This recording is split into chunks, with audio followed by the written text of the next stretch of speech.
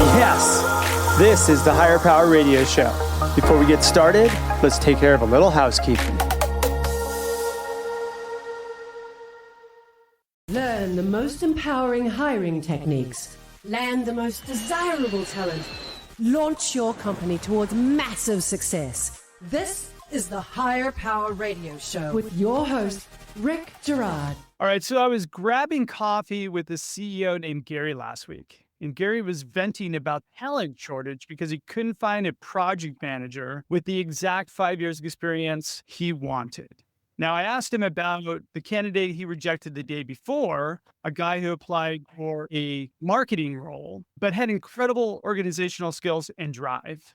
Now, Gary looked at me and he said, he's a marketer, not a manager. And I thought for a minute, and what popped in my brain was Gary was looking at the label, not the contents. He was letting great cultural fit. You couldn't see past the resume, which today is full of buzzwords and bullshit. Today's guest built a multi-million-dollar empire by ignoring the labels, breaking the corporate standards, and hiring the person, not the paper. I'm Rick Girard. Welcome to the Higher Power Radio Show. We help entrepreneurs and executives win the strongest people. We do so by sharing insights from top-performing rebel entrepreneurs, game changers, and industry leaders, like our guest today, Mr. James Swanson. Now, James is the ultimate business disruptor and author of Super Stoked. He's a lifelong punk rocker, and he brought the DIY ethos of the 80s hardcore scene into the corporate world by building a Las Vegas printing empire that literally covered the strip. From wrapping the New York Statue of the Liberty to installing over 1 million square feet of casino graphics, James dominated the market by ignoring industry standards and focusing on sheer execution. Before successfully exiting in 2022, James scaled his operation from 50 employees and over $7 million in annual revenue, all without a resume-first mindset. He is proof that you can build a market-leading business by prioritizing authentic relationships and radical responsiveness over corporate formalities. Now leading an LED startup, James teaches founders how to break the mold, hire for potential, and win by being unapologetically themselves, which is what makes James the perfect expert for today's topic. James, welcome to the Higher Power Radio Show today. Thanks, man. Thanks for having me on. It's great to have you. Man, you know what? That was probably my longest intro that I've ever done with anyone. And note to self, I need to cut that down. I didn't mind it. Yeah, I know, right? It's always nice to hear nice things about yourself, correct? Yeah, that's true. Thank you very much for that. Absolutely. Well, so, in full disclosure, I've known James since we were like in our 20s, right? And James, on a personal note, has always been just this hard charging, can't stop you. He just goes. He's like always, I've admired him for a long time. And I'm really happy to have you on the show today to kind of talk about how you build streaming images and then how you were able to really build around your core values as a person. And essentially people who were around you all resonated with that. Let's talk about the standard kind of corporate blinders, so to speak. When you decided to start up the company, what was in your mindset or what did you do? I'm not going to build this the way everybody else builds it. Well, I was working for a couple of printing companies that were new into what they called at the time digital printing or photo, which has now become grand format printing. And I was bringing in big clients and I didn't have a lot of experience in sales and no experience in business, but I had a lot of people experience. I just saw them treating people poorly and doing things that I didn't agree with. They were taking shortcuts on quality. And I just thought, man, I could do this better if I could make all the decisions myself. And the ultimate two things were customer service and quality. I wasn't going to short the customers. That was what set me off on my own little journey. I never expected that it would go as far as it ended up going, but my goal was to take care of the people. And I just followed where it led. So you kind of took more of a human element to it, like you're going to take care of your people and your people would naturally just take care of your customers. Yeah. I mean, I look at it from the perspective of I'm a customer too. I buy other things in my life. How do I like to be treated when I'm buying things? I don't want someone to respond to me in a week when I'm trying to spend money with them. And I want them to give me quality stuff and I want them to give me a fair market value. I don't know. It's just, it comes down to like common sense and courtesy to me. Like, be a courteous person. Yeah. I kind of started it all there. Talk to me about like maybe some of the challenges that you had when you started building the business and hiring people. Oh, some of the challenges. I mean, I was a small company, and I was working with some pretty big folks, walking in some pretty big circles, and like NFL, NBA, big corporate names, Coca-Cola, and I had to rely on other people before I had my own full team. I had to rely on other people for things, even though it was my own business. I was still, I wasn't doing everything in house. So I had to rely on people for other things. And man, there's shitty people out there. And some of the, I ran into a couple situations where they literally told me, you're a little guy and I'm a big guy. What are you going to do? And that was a challenge, but I just kept my nose down and stayed honest and worked my way through it. Everything ended up working out really good. Karma's a bitch. And it's true. It's a true story. I mean, that's so true. So what was the biggest challenge though that you had when it came to you building your team? Trusting myself for one. When you start your business from scratch and it's just you, and then all of a sudden you start adding people, you're adding expenses, you start adding equipment, you're adding expenses, and it's a tough decision to make. You think about things like your mortgage, take care of yourself, you're taking chances. But then the other side of the coin is like, hey man, no one's going to move forward without taking chances and taking risks. And every time I made a big financial decision, a month later, I would think to myself, why the hell didn't I do this a long time ago? How did I live without this? It all became easy. And once I got over that hurdle a couple of times, it kind of led the way for me not to be so risk adverse, like take the chances. It takes money to make money. The biggest hurdle is having the guts to take some of those chances. So tell me about that first hire you made then. I was shitting my pants, man. I mean, I was like, it was tough. And I'm trying to make sure that he's happy too. Like, are you happy working here? Like, I don't want to make him work too hard. I was trying to take all of these lessons that I learned from being around people in big companies. And it was just hard, man. It ended up being the best thing I ever did. That first person that I brought aboard. Yeah, it's always like everybody says, it's always tough going from 0 to 1, right? Like you have 0 employees and then all of a sudden you're like, okay, I'm going to hire my first person. It's just like going from 0 to $1, probably the hardest part of building the business, right? That's really interesting that it worked out for you, because what I've noticed, even in my own business, by the way, like I brought my first co-founder on board who was great, but a year and a half in, we were kind of like, it's not really working right now for both of us. It was kind of one of those things where just from a positioning perspective, it just wasn't there. I always appreciate when people get their first hire, their second hire right, and they're able to kind of grow it. Good for you. Yeah, I went from 1 to 4 like real quick. Once I realized, whoa, all of the work this guy's taking off my plate. If I get another person, they take this thing off, and it was very freeing for me. It was what it did was it allowed me to focus on building the business. Bringing more customers in, focusing on what my strengths were. There were menial tasks that I was doing, and menial is a bad word. They were important things, but there are things that I didn't really need to do. There are things that I could have other people do. The things that I couldn't have people do was what I was focusing on, if that makes sense. I was the face of the business. I was the one bringing the customers in. I was the one with the reputation. So I just made sure I stayed in front of the customers. I never made the customers talk to someone else. Someone else did the work, but they always got to talk to me. Are you listening to the Higher Power Radio Show? For our podcast listeners, we're going to take a quick educational moment from our sponsors. Hey, everybody, I'm Lori Rudiman. What are you doing? Working? Nah, you're listening to a podcast about work, and that barely counts.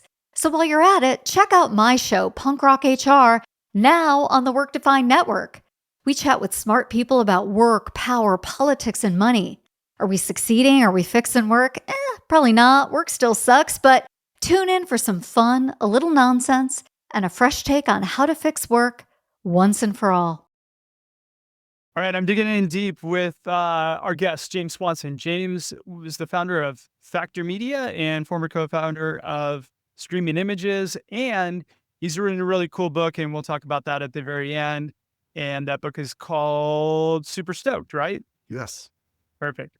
All right, let's kind of dig into when you hire that first person. I want to delve into that a little bit. By the way, been there, crapping your pants, but then you're like, why didn't I do this a long time ago? I think you shared with me a story about how you were kind of building the organization up and you started looking outside of your natural lens rather than looking at the resume. And what you started doing was it a project manager that you had? Yeah. So talk to me a little bit about that story about the project manager who you kind of pivoted in the interview process to something else. Yeah, so I had an ad out for a designer, like a pre-press person. And pre-press is kind of setting up the files to send them out to the printers, and design is a part of it, all, the graphic design stuff. And I had a girl come in, and she was super cool. I mean, she sat in my office and we had a really good conversation for like half an hour. I really enjoyed her personality, and I noticed that she was just an outgoing personality, smart, good talker. And I told her that it might be below her with the position that she was applying for. And I asked her if she wanted to have a position as a project manager where she, A, make more money, and B, probably have more fun, because the things that my company was working on were the big things around town, the big events, the big casinos, the sports stadiums. So it's a lot of fun when you're working for music festivals and boxing fights. And I just said, hey, would you consider this? And she said, yeah, like right off the bat. And she ended up being my best project manager. She was customer facing. She was a designer in pre-press. She would have just been in the back and not really talking to anybody. And her personality just warranted more than that for her. It was because of her ability to kind of communicate with you and talk to you. Thought, hey, look, this is going to be somebody I'd rather put in front of customers than stick in the back. Yeah, if she could talk to me like that, she could talk to the customers like that. And she was making me feel good. I thought she was smart. I thought she was nice. I thought she had great ideas. And if I think that, the customer's going to think that too. So there's a couple of things that are going on there. One, you're essentially doing like a personality audit essentially during that interview. And if you look back now, you probably didn't notice that you're like, okay, well, I'm digging into the fact that there might be a better opportunity. Like a lot of people don't do that. They see that I have a role and a need that I need to fill. And essentially they get hyper focused in on that. So you actually hired a person instead of filling a job, which is a really, really healthy way to look at hiring, because ultimately having great people in your company helps you scale the business, and the roles are a way to get good people to lean in. Yeah, I agree. It just comes down to personality. I mean, I never went into anything with a script. I bring them in and just talk to them, like get to know them. Like, what do they like? Because, you could have someone that's super talented. Like, say I was looking for a designer. I could have someone that's a super talented designer, but they're an asshole. And you don't want to have that. I don't want to have that kind of person on my team. Yeah. I'd rather have someone that was nice, smart, and that I could train. But with her, I didn't even have to train her. And the skills that she already had helped her in the project manager role. And when you're working with big customers, not even big customers, when you're working with any customers, they're going to give you work when they trust you, and they're going to give you work when they feel comfortable. Yeah. And I'm putting her out in front of customers that are billion-dollar MGM casinos, Caesar casinos, professional sports teams, Las Vegas Raiders, Vegas Golden Knights, that they're using more than one vendor. They have all kinds of work. And if they're comfortable with this person, then they're going to probably send more of that work our way. And that's the way it went. I love how you did a role pivot there. I mean, essentially pivoted. Was this a new role you created, or did you actually have a project management role open at the same time? The business was growing, and the project managers have multiple roles. They're managing the projects with the customers from when it comes into the shop to when it leaves. They're entering the orders. They're doing the quotes. They're the ones that are responsible for making the customer feel good that their job is being taken care of, from the minute that it enters the shop until the minute it gets delivered to their casino or installed on their wall. It's not done until it gets to that moment. So one of my big rules was not having the customers calling and asking, where's my job? Because I feel like when that's happening, we're not doing our job. It goes back to the reason why I left the other companies that I was working for before I started my own company. And the good project managers are the ones that call and say, hey, I just want to let you know your job just finished printing. It's in finishing now. Hey, I just wanted you to know we're on schedule for that installation on Thursday. And the customer's thinking to themselves, damn, this is easy. Why am I not giving more jobs to these people? It's all just common sense to me, courtesy, just being a good person, taking care of your customer. And it was second nature to me. And so I always look for people that I could pivot into thinking like that. Being overly communicative, essentially, and making sure that people know where things are, so they don't have to reach out to you to ask, essentially. Right. All right, so let's talk about, you start building a team. You had a really good track record of retention. Talk to me about your retention strategy. How did you get people to stay and perform for you and help you grow the business? There's industry standards for pay scales for different things like press operators or finishers or installers. And I tried to make sure that they were on top of the pay scale for one. I always give them extra incentives like bonuses or extra days off when they are working hard. The nature of our industry is, there's times when you have to work really hard. When a big music festival is coming up, or right before baseball season starts, or right before football season starts, or if you're doing the NBA All-Star game, you're going to have a bunch of work that's going to come in right before that event, and they're going to probably end up having to work some overtime. So I just made sure that they felt like they were taken care of. I did little things around the shop, like I fed the whole team lunch every Friday, just to make them feel that they were, important to me. My door was always open for them to come in if they wanted to talk to me about anything, personal stuff, their families. I always tried to be flexible when they have to do things with their kids. And it's, again, and I keep repeating this, but just human being stuff, courtesy stuff, man, it's important. Well, another thing you shared with me that was really impressive, you held people accountable. And you had this one rule within your organization, the 1 hour rule. Tell me about the 1 hour rule. Yeah, so I pay way too many attention to my emails sometimes, but if a customer calls in and offers you a chance to do a $50,000 job, I would say respond within an hour. If you're sitting at your desk and you see the email come through, just respond. And you don't have to do everything they're asking you to do right that second, but just respond and say, hey, I saw your email. Give me a little bit and I'll get right back to you. And it's important. The customers always said to me, your communication is off the hook. And that's important to me when I'm buying something. And so I made it a rule and I let everybody know, if I'm sitting in my office and I'm copying on an email to you, you don't respond in an hour, and I know you've been sitting at your desk the whole time, I'm going to go out there and say to you, hey, did you see that email? Just let them know that you saw the email, because when you do that, you let them know that they're important to you. By the way, that kind of held a mirror up to myself. I notice sometimes I take a day or so to get back on things because I have this tendency to prioritize. Yeah, you know what? Since our conversation, I started implementing on myself the 1 hour rule, because I went through my draft box and I noticed that I started 5 emails a couple weeks ago that I never finished and I never sent out. I started them. I thought I sent them, but I didn't send them. Right. So bad on me.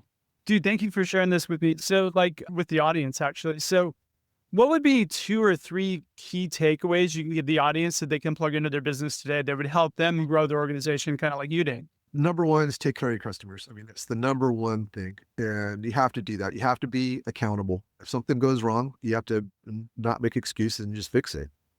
Number 3 is you got to give quality products. Don't try to take shortcuts with the quality, and just be honest. And those are the biggest takeaways for me. James, thanks so much for your time investment today. And I want to welcome you to the Higher Power Radio community. Now, what would be the best way in which members of the audience can find you, find your book, all that good stuff? LinkedIn is a good way to get a hold of me. Just James Swanson. If you picture me wearing a baseball hat on my profile picture, it's kind of my trademark. And the book is on Amazon. If you search for James Swanson, Super Stoked. And then there's also a link to get it from directly from me. And that's a website called, and it's superstokedbook.com. Do you want to give a quick plug? The book? Yeah. The book tells the story about how I built my business, how I was kind of an unruly punk rock kid in Hollywood, and you can attest to that. As you said earlier, we've known each other for a long time. Yeah.